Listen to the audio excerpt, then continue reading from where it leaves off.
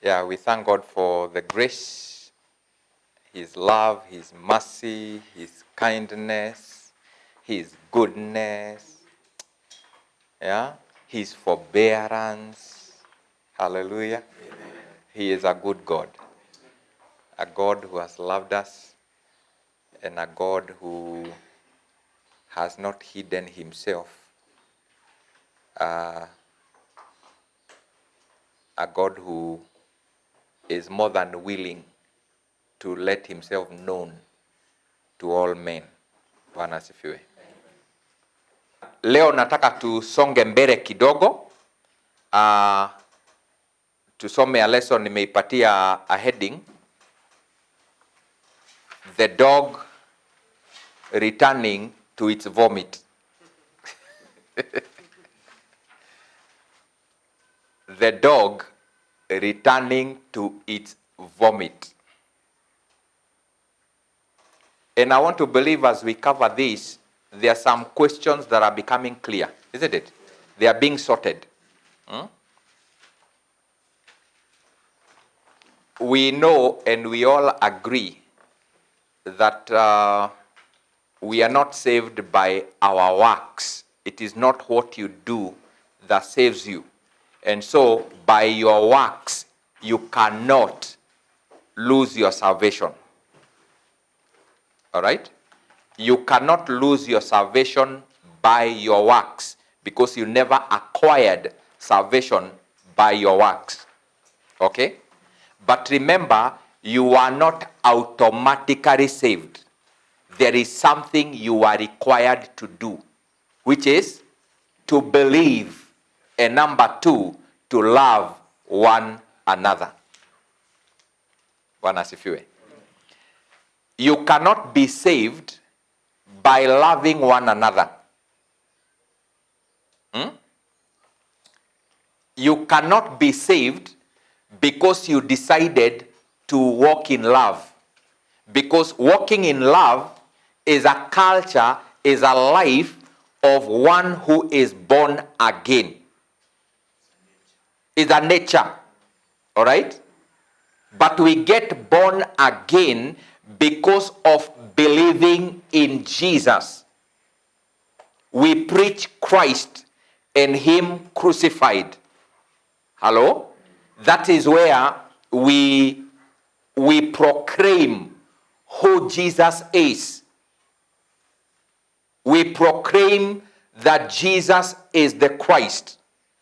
We proclaim that He was coming to suffer and die because of the sins of the world. Hello? And we proclaim that indeed He died. And there was a soldier who proved His death. Yeah? See, kuna soldier aliconfirm He is dead. Yeah. Na akaweka spear kwa mbavu na akaprove the man is indeed dead.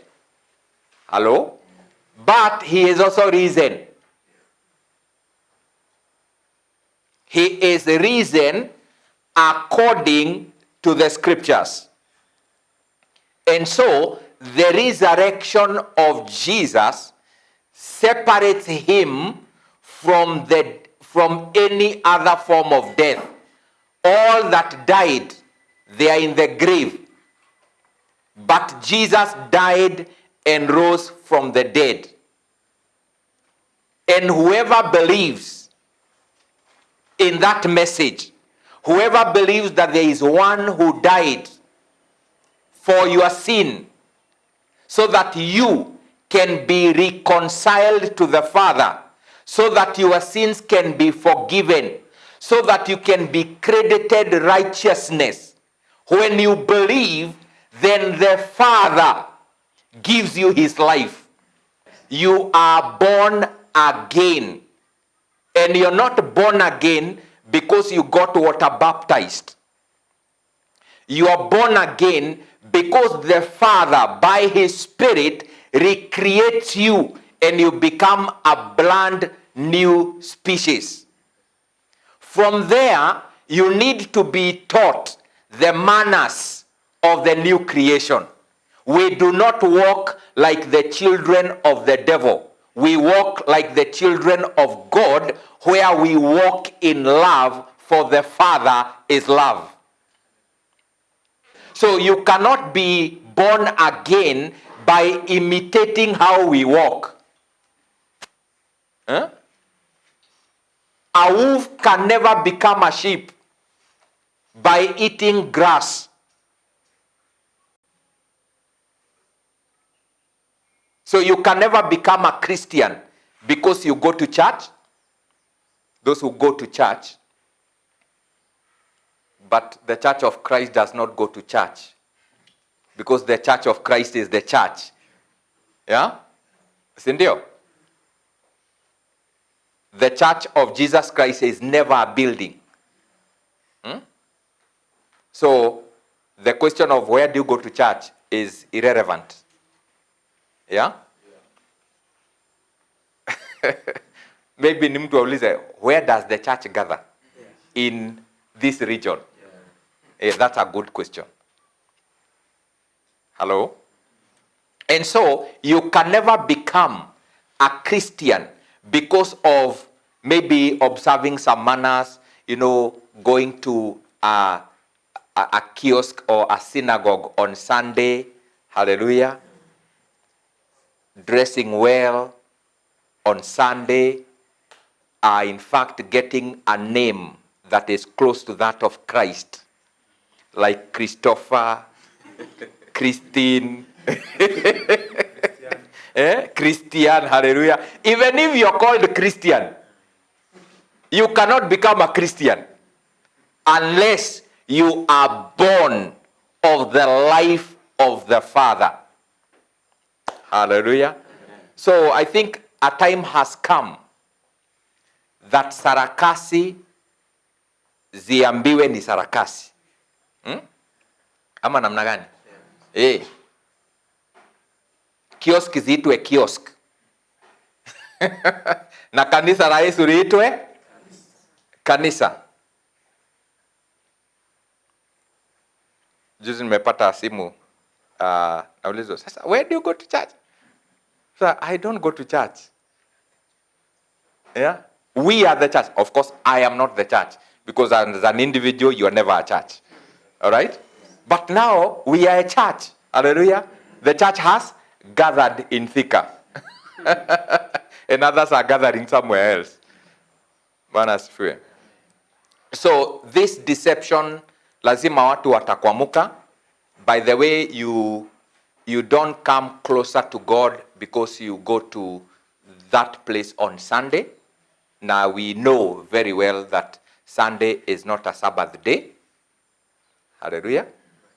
Sunday is not a Sabbath day. So usifikiria kwamba kwenda hiyo kanisa Sunday ati unafuata sheria ya Mungu. Hakuna sheria kama hiyo. Kama unataka kufuata sheria, then unaenda siku gani? Saturday. Amen. Na si kuenda mahali, by the way, because ukitembea tena mbali umevunja sheria. Tako upike jana, pike jana na uoge jana, so that leo haufanyi kazi. Hiyo ndio kuobserve sheria ya Sabato. Bwana asifiwe. Lakini si kwenda mahali. It's to cease from working, including kuwasha moto. Hiyo ni dhambi. Amen. Uliza your neighbor, uliwasha moto?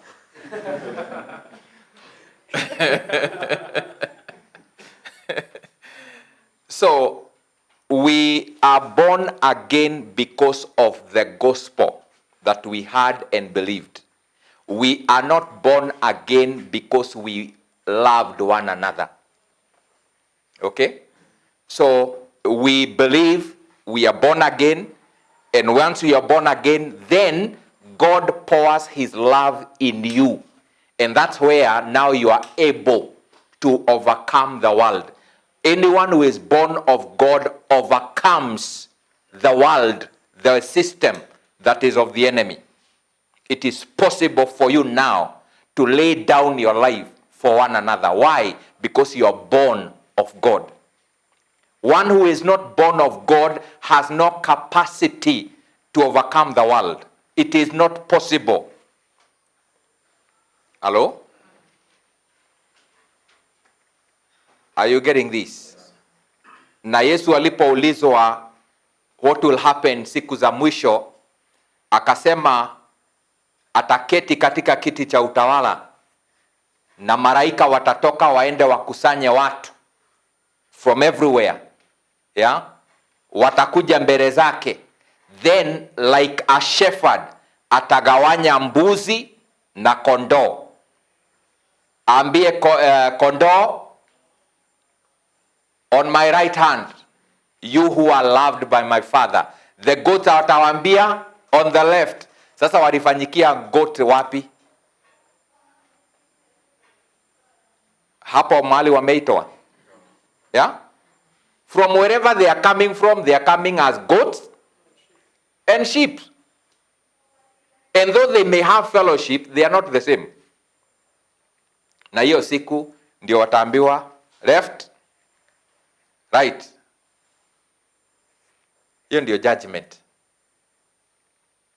Kama haujapokea uzima wa Mungu, then you can't call yourself a Christian. Huh? Hello? Kama haujabadilishiwa maumbile, you cannot call yourself a Christian.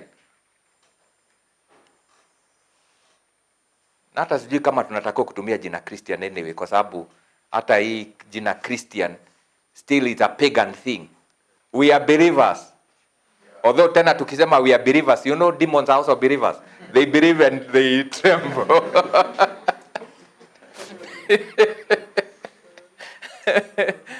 Bwana siwe. Tuende First Peter, Second Peter ndio tuweze kusonga mbele. So our lesson leo tumesema ni the dog returning to its vomit. Second Peter chapter 1.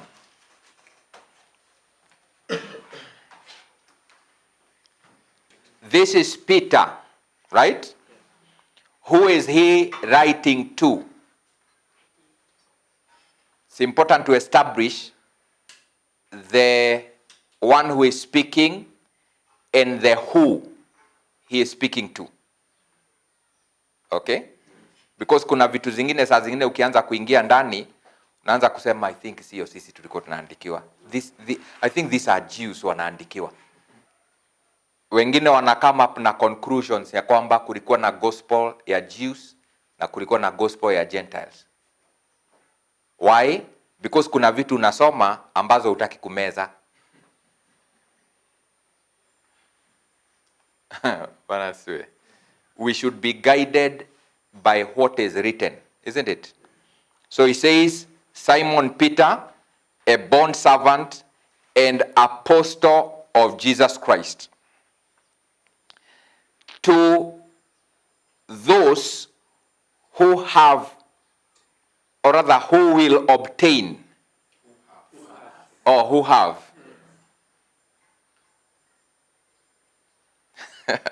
To those who have obtained like precious faith with us. Ninaandikia wale ambao wamepokea imani ya dhamana kama sisi. Hello? Those who have obtained like precious faith with us by the righteousness of our God and Savior Jesus Christ.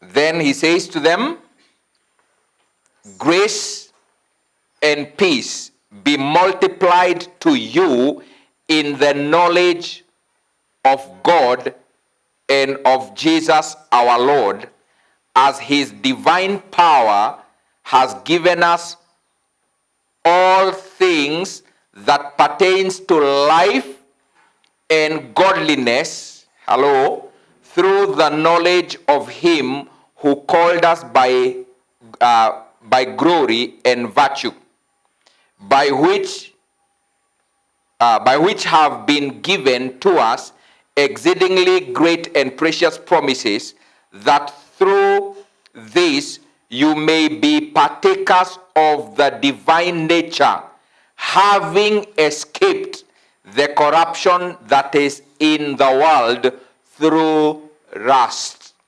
Hallelujah.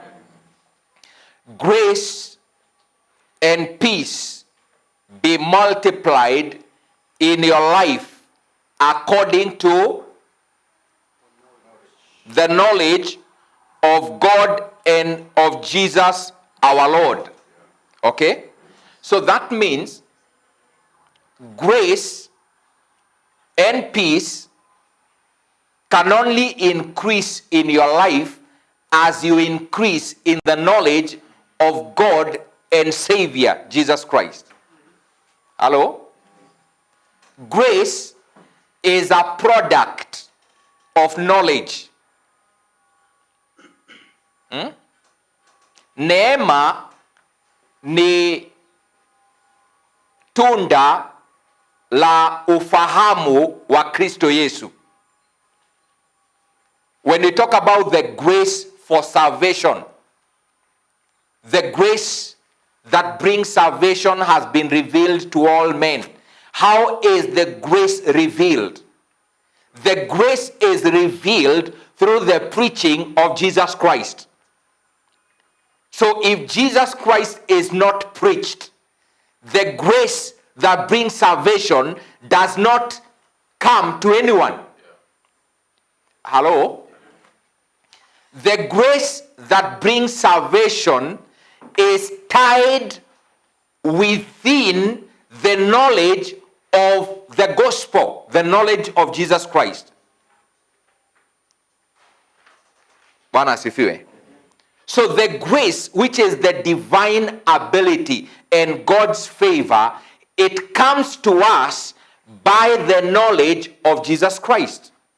And as you continue to increase in the knowledge of Him, so does grace continue to multiply. So maombi atupe neema. O Jehova, naomba unipe neema Jehova.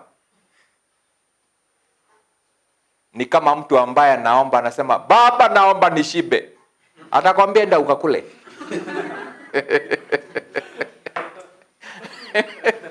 Isn't it? Kwa sababu kushiba ni product ya kukula. So grace is a product of knowledge, and so is faith. You cannot have faith unless you have heard. Hello? Hakuna imani, huwezi kuwa katika imani unless umeanza kujua yeye. Na unavyozidi kumjua, ndio unakuta unamwaminia Mungu vitu ambazo ni za ajabu. Kwa sababu gani? You know who he is. You know what he is capable of doing. But when you don't know him, then faith saa zingine hata ina disappear. Unajua kuna wakati Yesu anatembea na wanafunzi anauliza, where is your faith? Ilienda wapi? Pengine waliacha nyumbani. Lakini ukimjua, then tunasema uko na imani na pia uko na neema. Are we together? Then he says this, as his divine power has given us all things that pertains to life and godliness. Sasa hapa ndio tunakuwa na maneno kwa dini. God's divine power has given us all things that pertains to life and godliness. Wewe unafikiria ni maisha gani hii? Hapa hatuongei kuhusu magari na manyumba na pesa. Haleluya. Ati uwe na kavasi kakuwa una confess kila asubuhi. Lord, I thank you because you have given me all things that pertains to this life. Elewa uhai wa Mungu. When we talk about the life of God, it is different from the life of the world. Hello? So God has given us all that you require to live his life here. Hey. Yeah? Mungu kupitia kwa nguvu zake ametupatia kila kitu tunachohitaji kuishi maisha haya kama wana wa Mungu. Or do I say, God has given you all that you require to walk in love here? Huh? Wacha tutaelewa as we proceed. So his divine power has given us all things that pertains to life and godliness through the knowledge of him. Can you see? It's through the knowledge. That's why we have to continue increasing in the knowledge. Na ukiangalia kama kuna ombi Paul aliombea walioamini, ni ombi moja. Si Jehova wapatie magari. Yeah? Hakuomba watu watolewe kwa mashida. Yeah? Aliomba ombi gani? That you may be filled with the knowledge of his will, in all wisdom and spiritual understanding, that you may be able to walk worthy.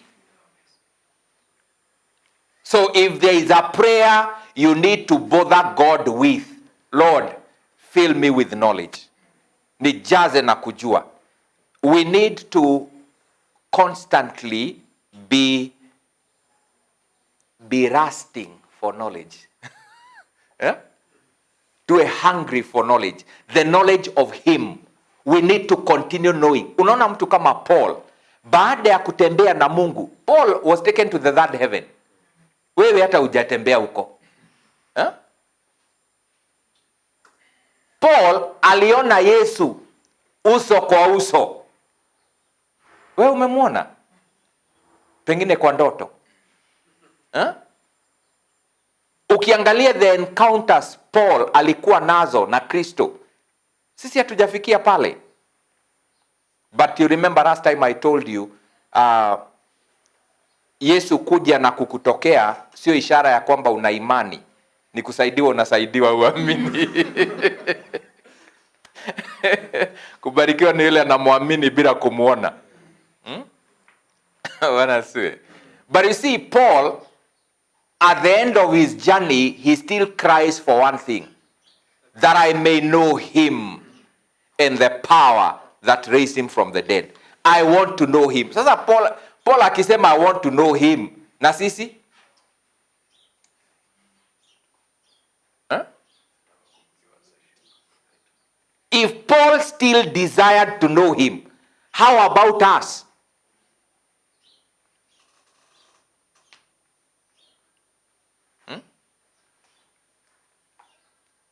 So we also need to seek to know him. The more you increase in the knowledge of him, the more you increase in the grace, the more you increase in the faith, the more you increase in in peace.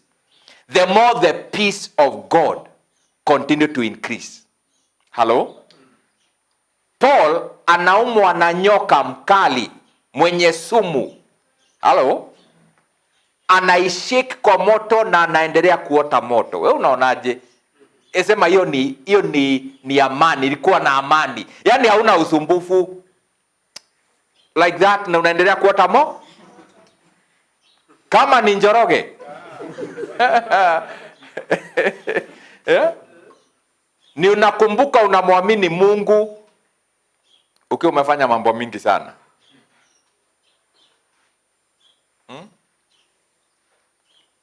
Peace, settlement in the heart. That even when there is a crisis, you're still at peace. You are settled. Shida zikitokea nyumbani, what happens? Amani inatokea kwa dirisha. Si ndio? Pengine mtoto amegonjeka. Na unaona ni saa 3 before masaa ya curfew. Eh? Na nakaa kama hata kupumua sasa hapumui. What happens to you? Yeah? Amani. But do you know it is possible to sleep in a sinking boat? May the peace of God be multiplied in your life. Amen. But according to the knowledge.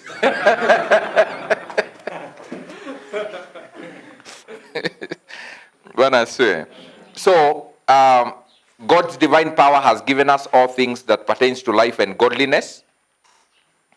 And he continues to say that through the knowledge of him who called us by glory and virtue, by which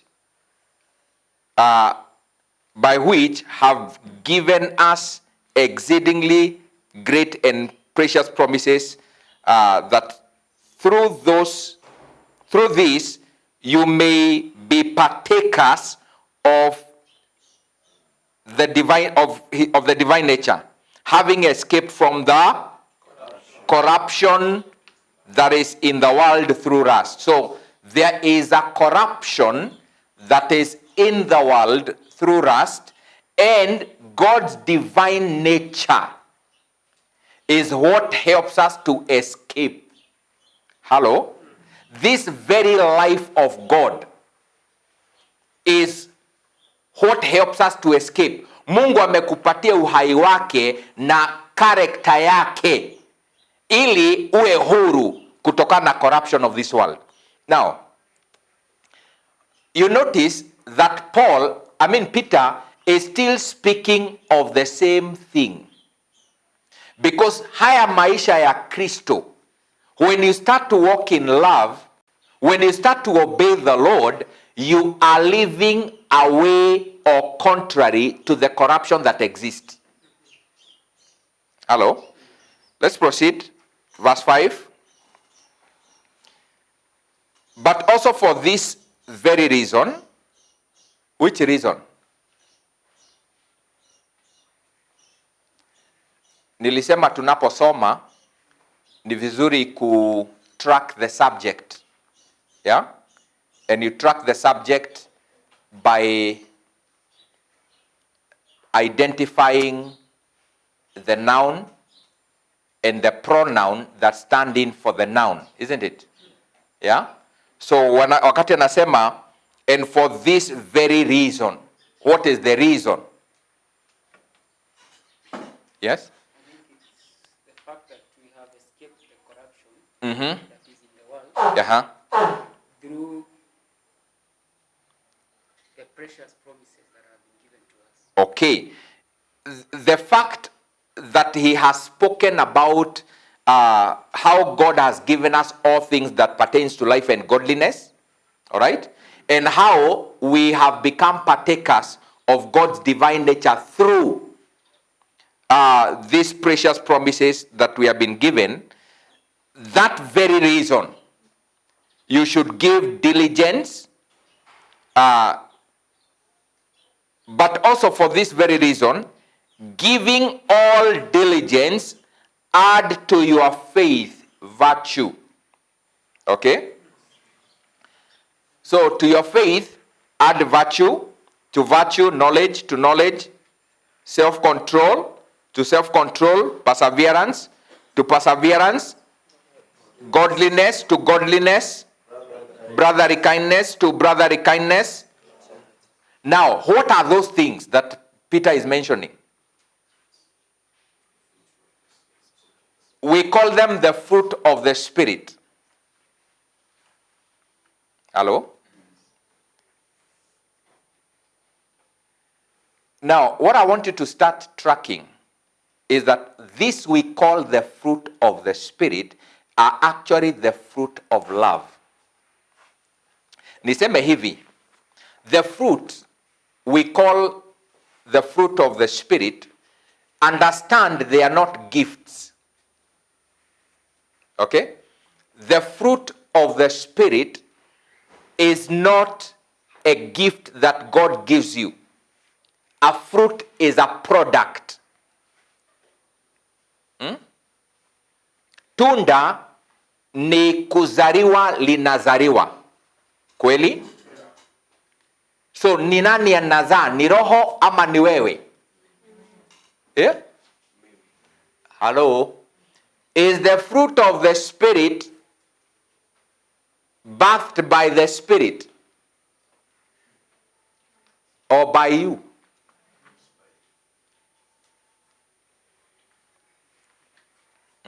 Ni roho anazaga.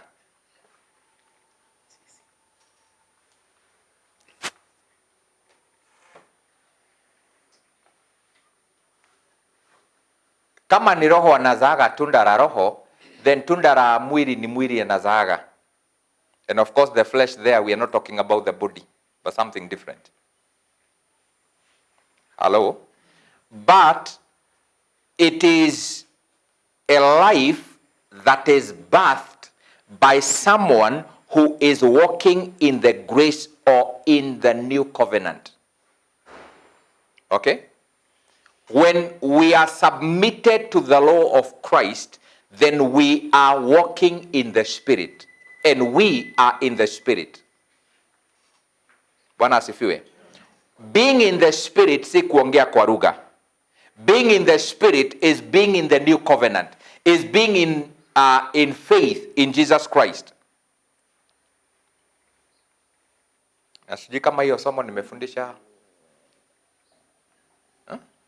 Yeah, I think nimefundisha. What is being in the Spirit? What is walking in the Spirit? What does it mean? Yeah? So when one comes to the Lord, then you have come into the Spirit. You remember when Paul is explaining the difference between the old covenant and the new covenant, he refers to the old covenant in Galatians chapter 4 as flesh and the new covenant as spirit. Okay? Those who walk according to the law, they are in the flesh and they walk in the flesh. While those who walk in the new covenant, they are walking in the Spirit and they are of the Spirit. You understand?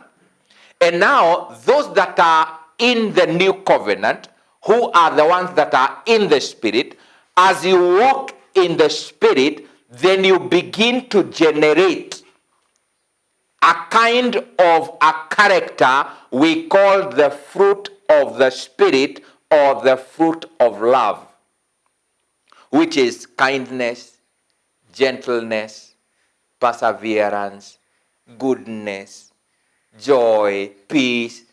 And in one word, our lesson, I think ilikuwa ya contending for the faith, tuliweza kuona ya kwamba all that is actually a garment you're supposed to put on. Do you remember? Na tukaona pana one garment which is basic, which you're not supposed to leave your house without. Amen. What we are calling love, or the fruit of love, the fruit of the Spirit, is a garment you have been given. By the way, that garment is not your labor. It is a gift God has given you. But putting it on, ni kazi yako, si ya Mungu. Tunaelewa? The responsibility of walking in the new life is your responsibility, not God. As you do that, then you begin to acquire a certain, or you begin to manifest, to reveal a certain character or different traits. Tunaanza kuona gentleness, uvumilivu, unakuwa tolerance, hallelujah. Si ati ulikuwa hivyo. And so Peter is saying, to your faith, add these things. Amen? If you say you believe in Jesus, then there are some things you need to add. Peter calls them virtue. Paul in Colossians calls them garments, right? Na tutaweza kuziangalia in different aspects. So, you add to your faith these things we call the fruit of the Spirit. Now, ndio uwe mvumilivu, Yeah? Unawekelewa mikono. Yeah? Uvumilivu unakuja wakati gani? Ni wakati gani hii tunda huwa inachomoka? Wakati unapewa chips nyumbani na sausage. Unasema hapo mimi ni mvumilivu sana. Yeah? Ni wakati uko na mtu karibu na wewe na anakuoffend tu every time, isn't it? Hapo ndipo unasema unavumilia. Amen. Unavumilia ni uwezo ndani yako ya kuweza kukaa mahali ingawa panakuumiza. Sasa hiyo uvumilivu ni tunda inayozaliwa kwa wewe kukaa chini uongozwe na Roho. Haleluya. By the way, kama mtu anaongozwa na Roho, then haya matunda yanatakiwa kuwa. Kuongozwa na Roho si kuprophesy. Ni wakati unataka kuonyesha mtu madharau, unasikia Roho anakuzungumzia kwa upole, anakuambia hiyo ni ya dunia. Ni wakati umekopa mtu pesa na kabisa amekataa kulipa, unasikia tu ndani unaambiwa si umwachilie tu. Haleluya. Ama namna gani? Hiyo ndio kuongozwa na Roho. Kuongozwa na Roho ni wakati mtu ameongea mambo yako na amekutukana, amekuharibia jina kwa sababu ulikuwa na moja na hauko supposed kuwa nayo.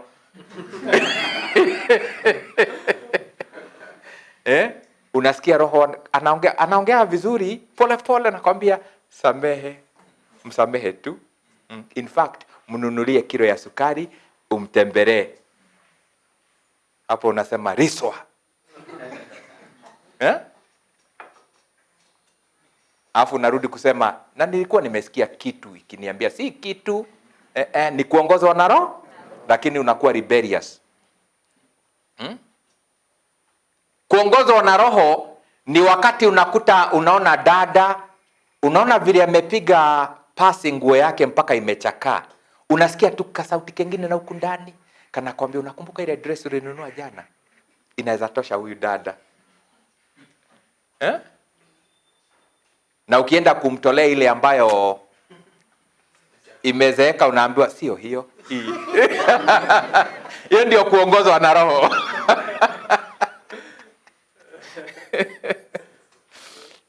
What I say. As you do that, you begin to develop a character that is not of this world. And God's divine power has given us all that we need to live that life here. Yeah? So usianze kusema ati ninaomba Mungu anisaidie sana nitembee kwa upendo. Umesaidiwa tayari. Yeah? Wacha nirudie nikiwa nimeangalia pande hii. Maombi ya Mungu nisaidie nitembee na upendo, already umesaidiwa ni wewe utembee. Ni kama gari imeenda petrol station, imewekwa full tank, alafu inaanza maombi, naomba unisaidie kwenda. Umesaidiwa, guruma. We have everything we need unless you're not born again. Hallelujah. So to your faith, add what we call the fruit of the Spirit. Now, listen to what he says in tuko verse gani? 8. Verse 8. For if these things are yours, which things? Yeah? For if these things are yours, which things? Niliwaambia lazima to track the subject, right? Ndio uelewe pronoun inasimamia nini. These things inasimamia haya matunda. Kama ni yako, kama uko nayo, then If these things are yours and abound, you will neither be barren nor unfruitful in the knowledge of our Lord Jesus Christ. For he who lacks these things is short-sighted, even to blindness, and has forgotten that he was cleansed from his old sins. Hallelujah. So kama hauna haya mambo, if you have not added to your faith these things, these virtues, then Peter says you're short-sighted. Hauonagi bali. In fact, you're very close to blindness. And number two, it is guaranteed you will be barren in the knowledge of Christ. Huwezi ukazaa matunda katika ufahamu wa Kristo kama hizi vitu hauna. Bwana asifiwe. So unahitaji kuangalia ni nini unakosa, na remember from Colossians ni mavazi ambayo yako kwa wardrobe. So unahitaji kuangalia ni nini umesahau kwa wardrobe. Yeah? Bwana asifiwe. For he who lacks these things is short-sighted. So what is Peter talking about? Huh? Where is the emphasis? Is it God's divine power or a life you are supposed to live in the faith? When you say you have faith, kuna mambo lazima uwe nayo. Kama hauna, we ni kipofu. Now, by the way, John in the letter says the same thing. Whoever hates his brother is in blindness, is in darkness until now. For darkness has blinded his eyes, and he doesn't know where he is going. And by the way, John did not just say his own words. He quoted what Jesus said in when he was here. All right? Tuko pamoja? So if you lack these things, yeah? If you lack these things, which things, by the way, let's go back to these things. What are the things? One? No, virtue. Yeah, virtue. Godliness. Hai. Ongeza sema zile vitu ambazo zinaitwa these things. Virtue. Knowledge. Self-control. Perseverance. Godliness. Brotherly kindness. And love.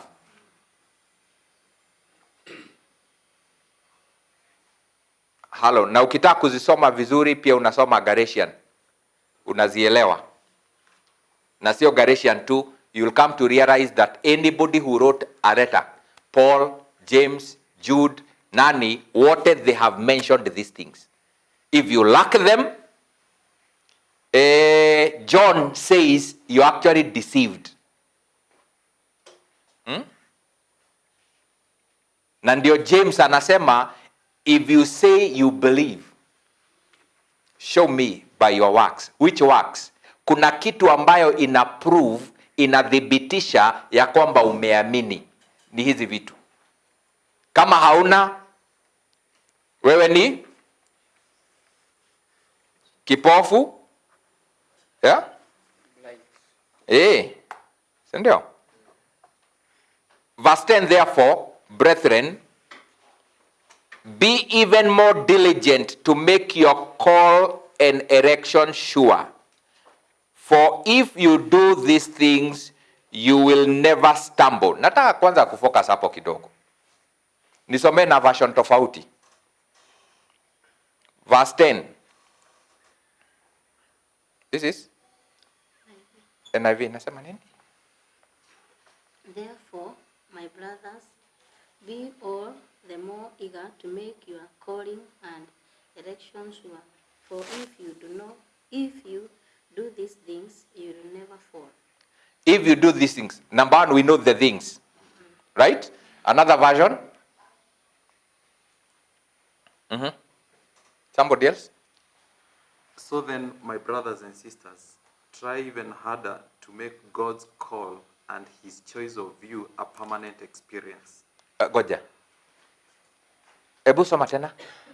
So then, my brothers and sisters. So then, my brothers and sisters. Try even harder. Try even harder. To do what? To make God's call and his choice of you a permanent experience. Yani mujaribu kwa bidii sana kufanya mwito wenu na kuchaguliwa kwenu kuwe permanent. Inamaanisha namna gani? Is it possible to have a temporary calling? According to the word, yes. Yeah, it is possible to be called, but it becomes a temporary experience, but not permanent. So who is making his call sure and permanent? Oh, it's you. Okay.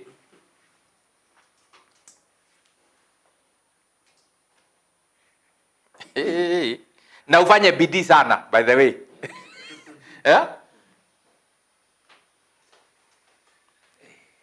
Brethren, be more diligent to make your call and election sure. For if you do these things, which things? Hizo ziko hapo juu, eh? Yeah? Kindness, godliness, perseverance, all that. Yeah? For if you do these things, you will never stumble. The good news imesema, you will never fall. That means, if you don't have those things, you will fall. Yeah?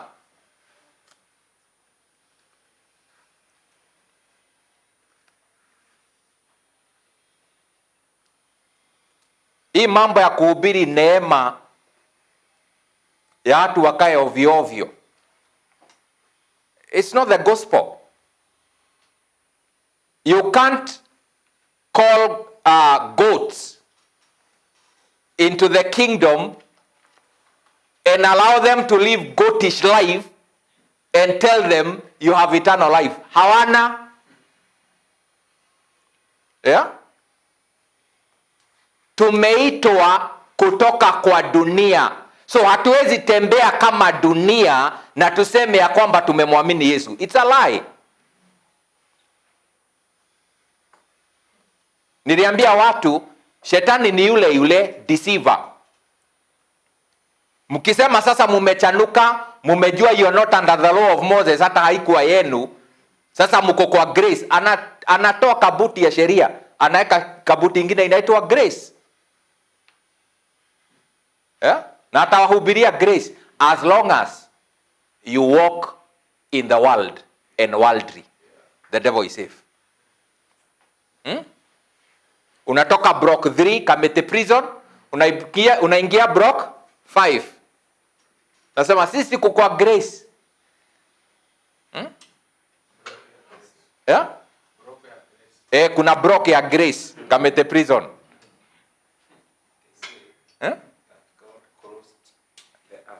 It was the hand of God, not the hand of Noah. Yeah. God closed the ark. He also opened the ark. Hawakuishi kwa ark, walitoka. Mistari ya kusupport, udunia in the name of grace. I mean, you cannot be a Christian and you hate people. You are not a Christian. You don't believe in Jesus. You don't know him. You cannot hate another. You cannot be bitter with someone who says he is also a believer and you think you have faith in Jesus. You're deceived. When I believe in Jesus, I am forced to forgive you 7 times 70. Unaonaje? Kwa sababu ya kumwamini Yesu, imagine I'm left without no option but to forgive you, to be tolerance. Tolerance haikujagi kuwa peke yako kwa kichaka. Tolerance ni kwa sababu kuna ndugu hapa ambaye anakusumbua. Halo, maisha na uhai wa shetani lazima tutawacha. Kama hatujaachana na dunia na uhai wa shetani, huwezi sema unaamini. Halo, si ndivyo tunasoma? So when I believe in Jesus, I make the calling sure by obeying him, which means I start walking in love. Ninakusamehe, ninasikia uchungu, mpaka ninazoea uchungu ya kukusamehe, sana na kusameheaga automatically. Until kusamehe becomes your lifestyle. Kuvumilia mtu hausumbuki, haung'ang'ani. Halo, kupenda mpaka wenye hawapendeki, hauna shida. Kuingia mahali kwa harusi ukute hakuna soda za kutosha, hauna shida kunywa maji, wengine wakunywe soda. Amen. Kwa sababu you're no longer living after self.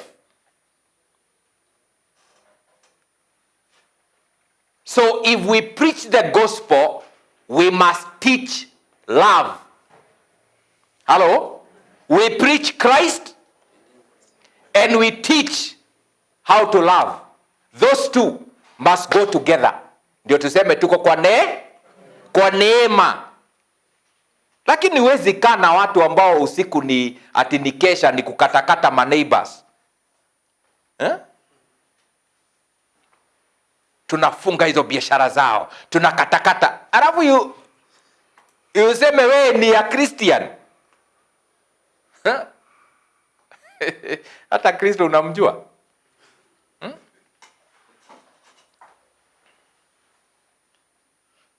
Kama kuna mtu alienda na pesa zako, sema die by fire. Hey, saa hiyo watu wanasisimuka. Die by fire.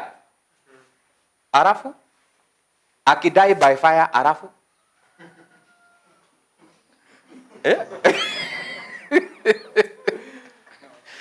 yeah? Jesus taught love your those who use you and use you wrongly. What did he say? Pray for them. Sasa hii injili ingine imetoka wapi? Ya kuombea vibaya wale wanakutumia vibaya. Yesu hakusema wenye wanakutumia vizuri uombee. Alisema wenye wanakutumia. Ushaitumiwa vibaya? Yeah?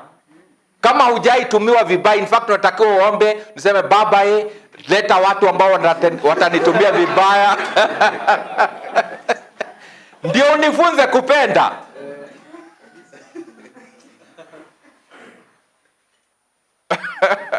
Yeah?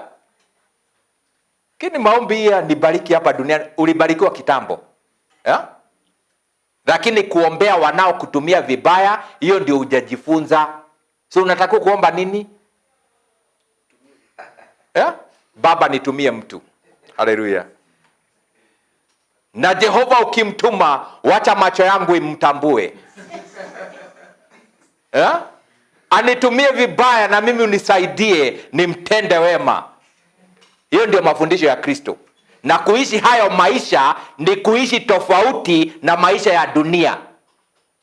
Na kuishi hayo maisha ndio ishara, ndio thibitisho ya kwamba umemwamini Yesu. Haleluya.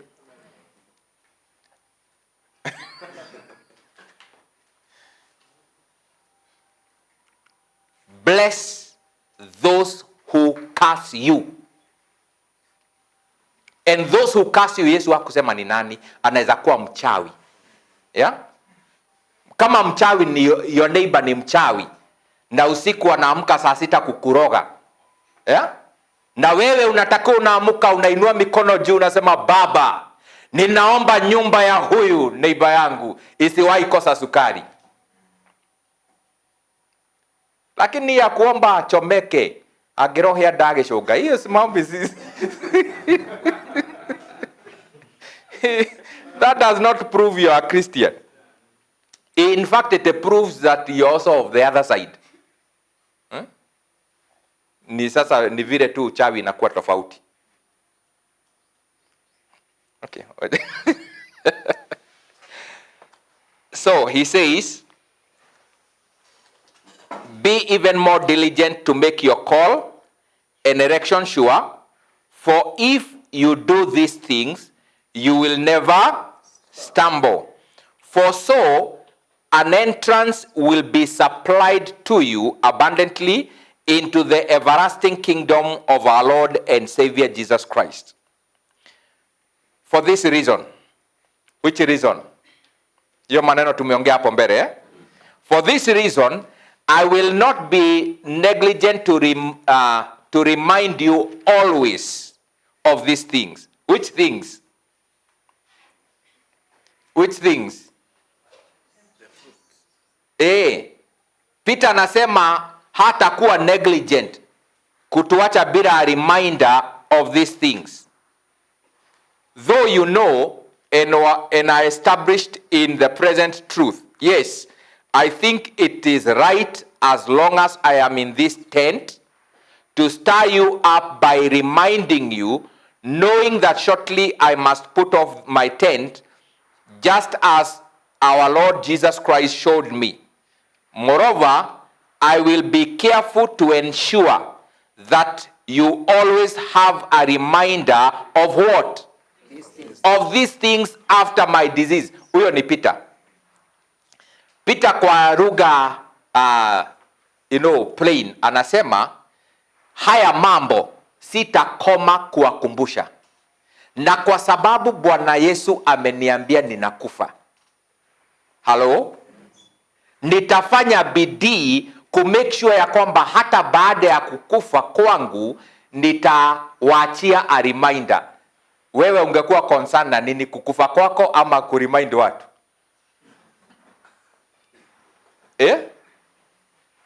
Uone tu maono ukiwa kwa coffin, sijui waliambiwa namna gani. Yeah? Yesu haishi katika dimension ya physical hadi akuja kwambie sasa unakufa. Kuna vile aliambiwa, there is a way God will speak to you in the language you understand, isn't it? Kama sasa hapa Yesu hawezi kuja kukuambia unaenda nyumbani ati ya kuonyesha ukitoka kwa hema, because hata ujui hema, hiyo lugha si yako, ujui. Lakini maybe the way anaweza akakuonyesha ni ukiwa kwa sanduku. Sasa niambie mpendwa, uone tu kwa sanduku na ujiangalie uone ni wewe ulikuwa kwa sanduku na your neighbors walikuwa wamekuja mazishi. Alafu uko na jukumu ya kukumbusha watu wasiache hizi vitu. Wawe generous, waombee wanao waroga. Wewe utafanya gani? Ni unaachana na hiyo kwanza, unatafutana na wale wana break the curse. Nataka maombi pastor, maombi. Ni nini? Nimejiona nikiwa kwa jeneza. Peter is happy. He has settled the matter. I'm going home very soon.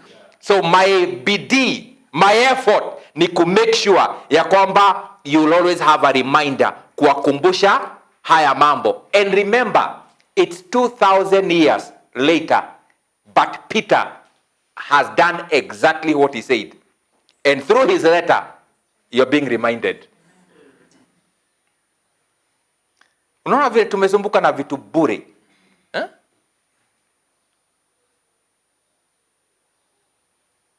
We are more concerned about here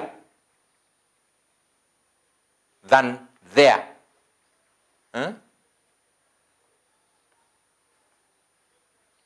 Ona ungikora tukiina muthenya uria ngakua ni ngakena muno, ni uongo.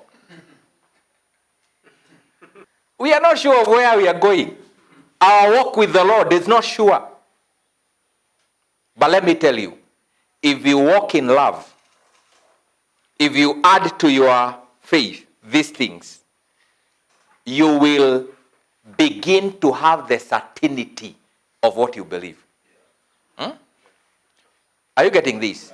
You begin to get a persuasion that you cannot get by being taught.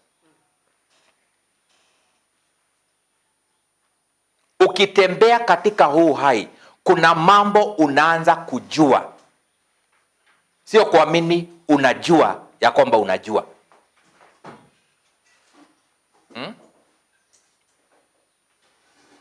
Bwana asifiwe.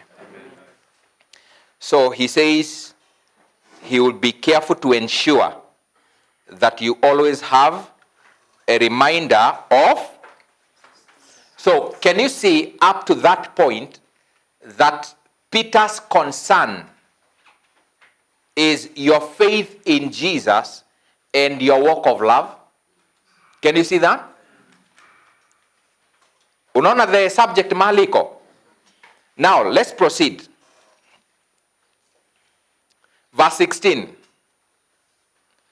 For we did not follow cunningly devised fable when we made known to you the power of the power and the coming of our Lord Jesus Christ, but were eyewitnesses of his majesty.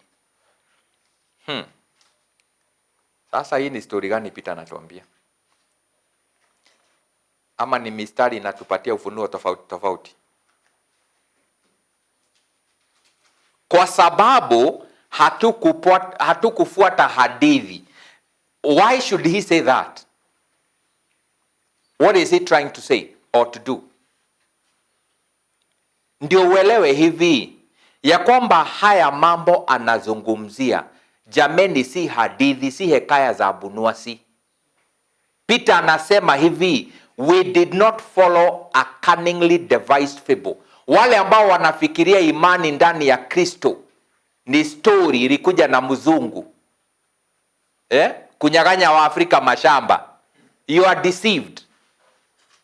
This is not a story ya mzungu. The faith in Jesus is not a story watu walikaa mahali chini wakatunga. Na jameni, unapoifuata ifuate ukijua hii si story ya watu. Are you getting this? Have that persuasion that what you are following is not a story ambayo ilitungwa na Paul.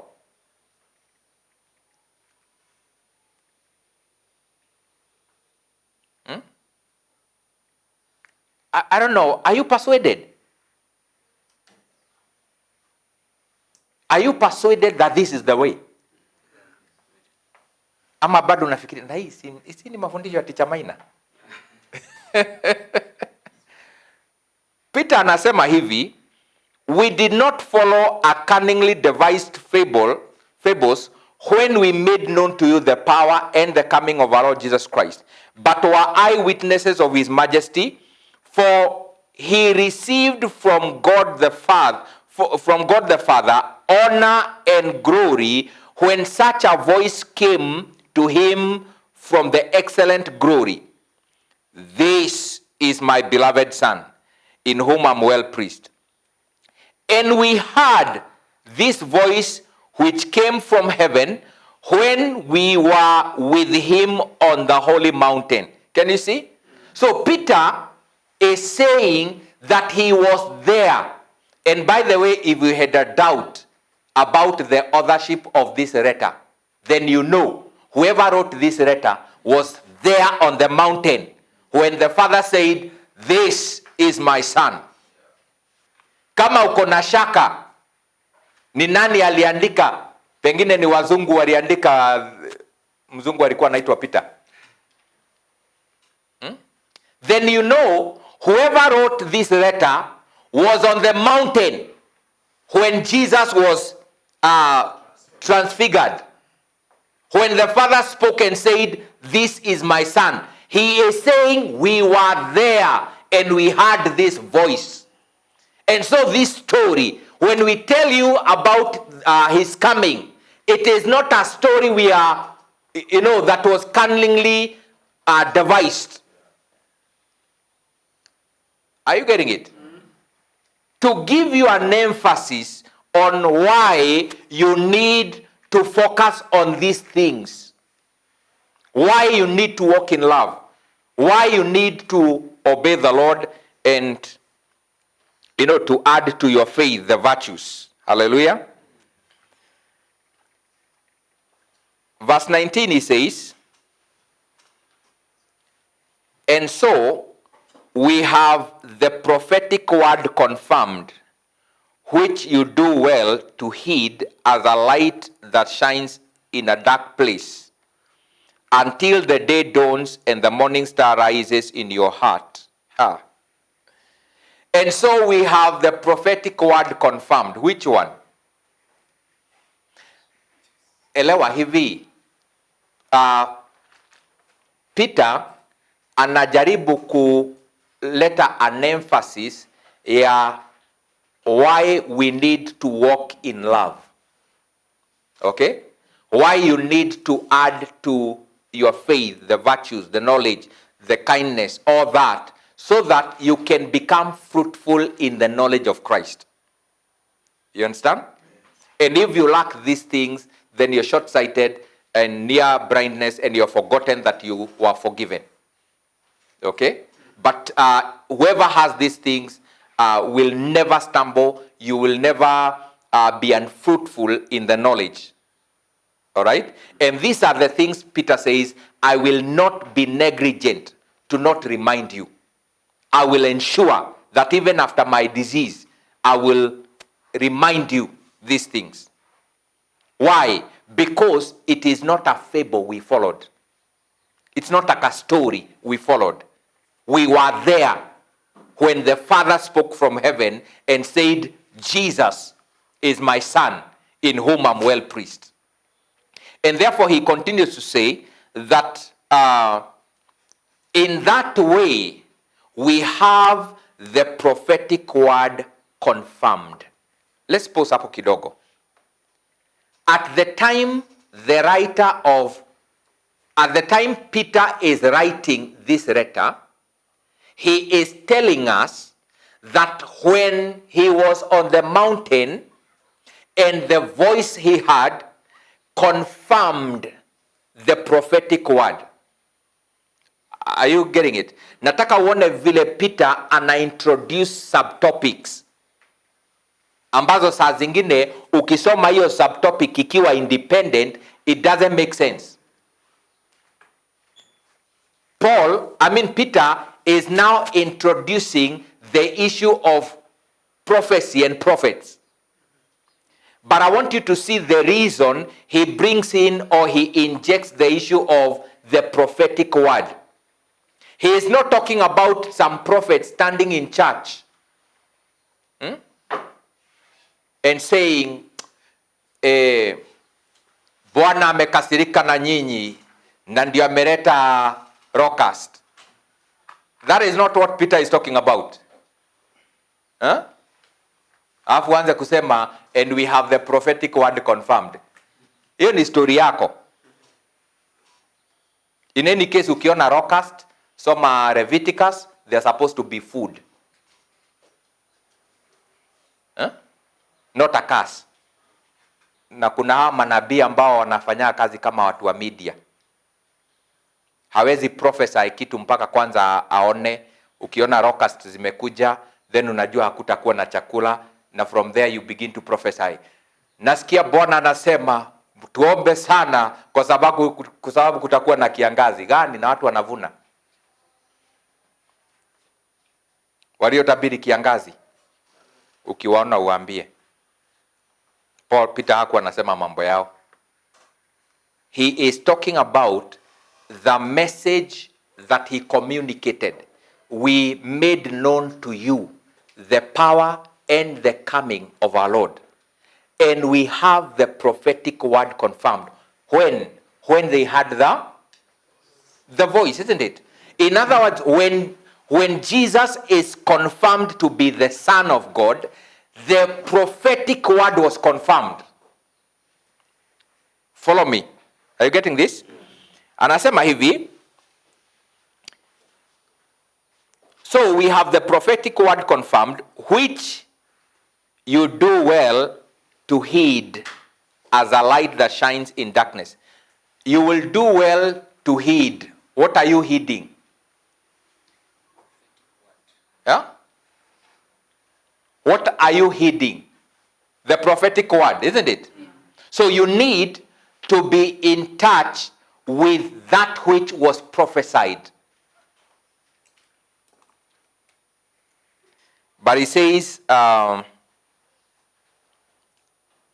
which you do well to heed as a light that shines in dark place, until the day dawn and the morning star rises in your heart, knowing this first, that no prophecy of scriptures. Are you getting how he is building the story?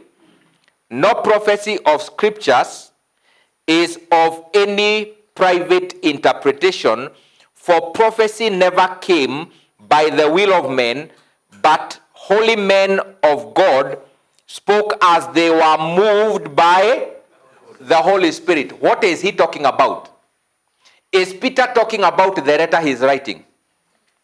Is Peter trying to say that he is writing because he is moved by the Holy Spirit? What is he talking about? He is referring to the prophetic utterances that are confirmed by Jesus Christ as the Son of God and the Savior. Wakati Yesu alifufuka, if you read in Luke chapter 24, he talked to the disciples na akawambia, how slow is your heart to believe in all that the prophets had spoken? Ought not the Christ to have suffered before coming to his glory? Verse 44, and then he says, and beginning from Moses and all the prophets, he explained or expounded to them the things that were written concerning Jesus. Was confirming that what the prophets spoke, they spoke concerning him. Moses spoke something concerning Jesus. The prophets, they spoke something concerning him. And we have that prophetic word confirmed when Jesus arrived here and finally he died and rose from the dead. So we need to know what the prophet had said concerning the coming of Jesus, because our faith is built on the prophets and the apostles, the message of the prophets and the testimony of the eyewitnesses. Are you following me? The faith or the foundation of the church of Jesus Christ is the prophetic utterance and the testimony of the fulfillment of the prophecy by Jesus Christ. That is the foundation of our faith. Si kusema foundation ya Ukristo ama ya kanisa ni watu wanaitwa manabii na wengine wanajiita mitume. That is not the point. Lakini kile manabii walitabiri na ushuhuda wa kina Peter ambao they are eyewitnesses, hiyo inajenga msingi wa imani yetu. So if you believe anything that is contrary to what the prophet said, then you don't believe in Jesus. Na ndio niliwaambia sometimes ago, when we say that we are forgiven, that is not a story of the apostles of Jesus. It is the witness, it is the message of the prophets. The coming of Christ, he was coming because of the forgiveness of sin. So when we have the apostles confirming to us that the Son of God came, he suffered and he died and rose from the dead, then we know that the promise that the Father gave through the prophets about forgiveness of sin, it is a reality in our day. We are forgiven. Na ndio niliwaambia mtu ambaye anaishi kwa kutubu kwa sababu haamini amesamehewa, then haamini Yesu. You don't believe it. You don't believe in the gospel. Hallelujah. So, no prophecy of scriptures is of any private interpretation, for prophecy never came by the will of men, but holy men of God spoke as they were moved by the Holy Spirit. Kuna wengine pia ambao they would suggest ya kwamba kwa sababu sisi tu tuna ufahamu zaidi ya yale Kristo alikuja kufanya, we can correct what they prophesied. You cannot correct a foundation. Unaishi fourth floor and you want to correct the foundation because you have better knowledge of the fourth floor. The people who spoke in the past, though they did not have the revelation of what we know, okay, because the gospel was still concealed, it doesn't mean that what they spoke in their level of understanding, you can correct it. It's not them who are speaking. That's why baada ya kusema kile walisema, walimalizia kwa kusema thus says the Lord. Why? It's not them. Thus says the Lord. Peter hakuna mahali anamaliza anasema thus says the Lord. Kwa sababu gani? Yeye ndiye anasema nafanya bidii ni make sure mko na reminder. It is his choice. It is his decision. And that separates the scriptures and the epistles, the letters. Kisoma kama barua yenye iliandikiwa Theophilus, you know that Dr. Luke was not a Jew but a Gentile, and he was not one of the disciples of Jesus. He got the materials he wrote from Thesis after doing a meticulous research and study. Then he decided to write. He was not moved by the Holy Spirit to write. Si ndivyo anasema? Lakini Peter anasema the scriptures, no prophecy of scripture is of private interpretation, for prophecy never came by the will of men. There is no man who willed to say anything. And unto us a son is given, unto us a child is born. That was not the will of Isaiah. And his name shall be called Wonderful, Counselor, Mighty God, Everlasting Father, Prince of Peace. Alafu tufikirie tutaenda kucorrect vile Isaiah alisema Mighty God, hapa alitakiwa kusema Small God. The child that was born, the son that was given, his name is Wonderful, Counselor, Mighty God, Everlasting Father, Prince of Peace. Hello?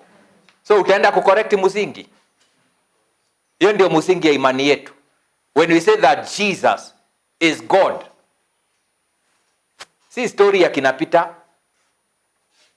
Wakati Thomas